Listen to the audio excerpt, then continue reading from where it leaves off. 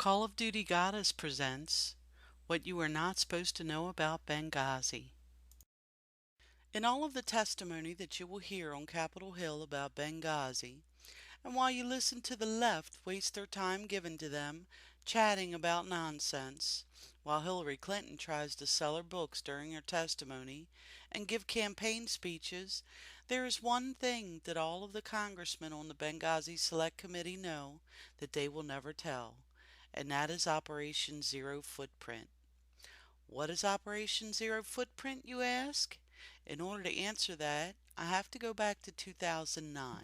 But some are convinced intervention in Libya is all about currency, specifically Gaddafi's plan to introduce the gold dinar, a single African currency made from gold, a true sharing of the wealth. It's one of these things that you have to plan almost in secret, because as soon as you say you're going to change over from the dollar to something else, you're going to be targeted. There were two conferences on this, one in 96 and another one in the year 2000, called the World Mataba Conference, organized by Gaddafi. And everybody was interested. I think most countries in Africa were keen. Gaddafi didn't give up.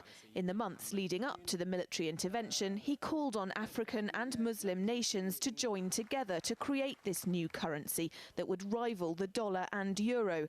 They would sell oil and other resources around the world only for gold dinars.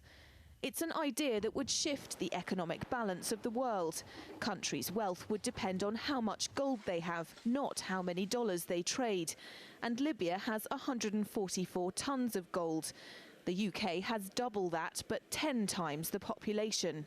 But I do have one question. During the crisis, or any time that you're aware of, has the Federal Reserve or Treasury participated in any gold swaps arrangements? The Federal Reserve does not own any gold at all. We have not owned gold since 1934. Well, the Federal Reserve isn't federal, nor does it have any reserves. It's a private corporation, and that's a whole other story.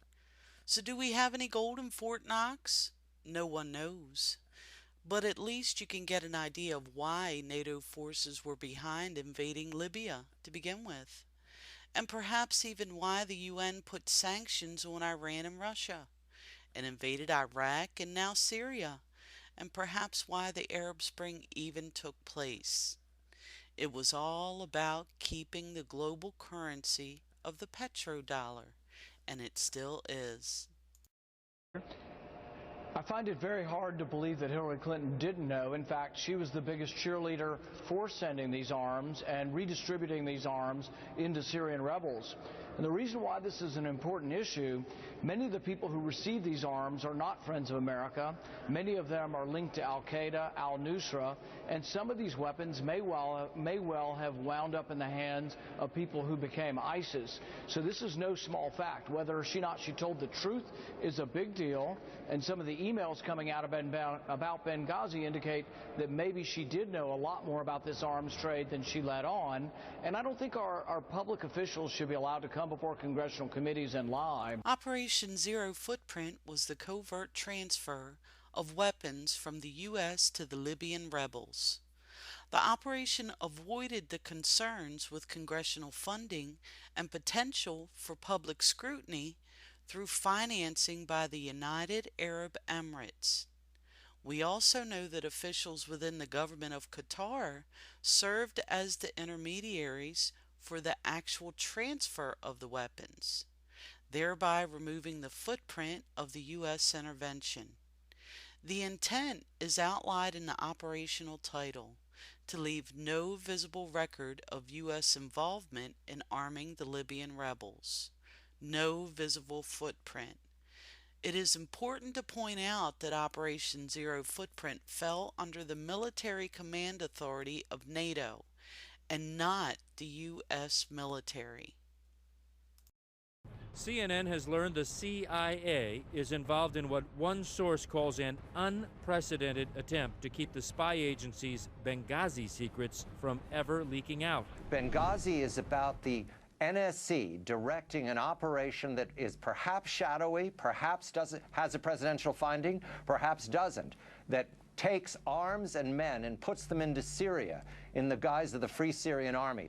Whatever Stevens was involved with, it became very well known to these terrorists, these radicals, who he may have been dealing with, that he was more than just an ambassador. I think he was targeted, and I think the reason that the military was told to stand down is, look, the military, we know that stovepiping still goes on between the Pentagon and the CIA.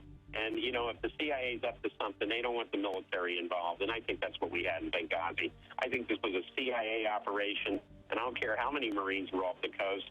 They were not going to be called in. And again, Obama, basically, you know, this gets back to what I wrote. This guy comes from the CIA family. He has a background. He knows when he's responsible for the CIA operation. He's not going to say a word about it. Now that we know what Operation Zero Footprint is, it is important to know who the players that were and were not involved in the operation. The entire operation was coordinated and controlled by the State Department and CIA, along with the Military Command Authority of NATO.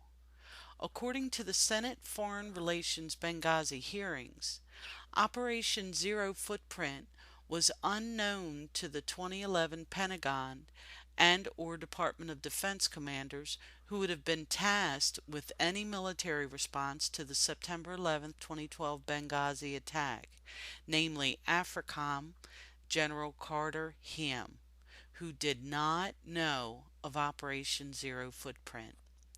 Now we need to assemble a cast of people in the know of Operation Zero Footprint from March 2011 through the pre-9/11 2012 attack. President Obama and Vice President Biden, Secretary of State Hillary Clinton, CIA Director Leon Panetta from March 2011 through June 2011, CIA Director General David Petraeus from September 2011 through November 2012, NATO Commander James G. Stavridis, White House National Security Advisor Tom Donilon, White House National Security Spokesman Tommy Viter, White House National Security Advisor John Brennan. Next is the Intelligence Oversight Committee members, also known as the Gang of Eight. Speaker of the House John Boehner, Minority Leader Nancy Pelosi, House Permanent Select Committee on Intel Chairman Mike Rogers, Minority House Intel Committee Charles Ruppersberger, Senate Minority Leader Mitch McConnell, Senate Majority Leader Harry Reid, Senate Intel Chair Dianne Feinstein, Minority Senate Intel Committee Saxby Chambliss, State Department U.S. Libyan Ambassador Chris Stevens, State Department U.S. Assistant Secretary of State Andrew Shapiro, State Department Senior Head of U.S. Weapons Office Mark Adams. It is important to note that both Secretary Gates and Joint Chiefs Chair McMullen were in place when Operation Zero Footprint began, but retired from their jobs in September of 2011 and were replaced by Leon Panetta and Martin Dempsey, respectively.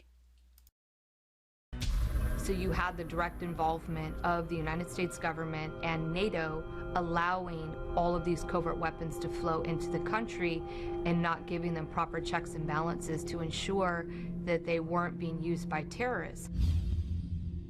You know, there was a insurgent commander with the Libyan Islamic Fighting Group, which I've said is part of on the terrorist list and is the Muslim Brotherhood link, you know, in Libya.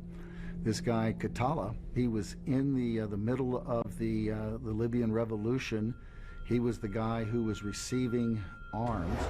On December 31st, 2013, the State Department designated Ahmed Abu Katala as a global terrorist. He is a senior leader of the group Ansar al-Sharia, known for its extreme hostility toward the West. Katala spent most of his adult life imprisoned by the Gaddafi regime for his Islamist views, fueling his hatred for the dictator. It is important to note that Ahmed Abu Katala, the person just described as one of the rebel commanders, was also a member of the 17th February Brigade, which were also the ones in charge of guarding the facility. The other Libyan rebel commander leader on the receiving end of the arms was Ahmed Hamouda bin Kumu, who had associations with the Darna Brigade and Ansar al-Sharia. He was originally captured in 2002 in Pakistan and detained in Guantanamo Bay, Cuba, until his release to Libyan authorities in September of 2007. It is important to note that both of these individuals were labeled as officially recognized State Department terrorists in December 2013.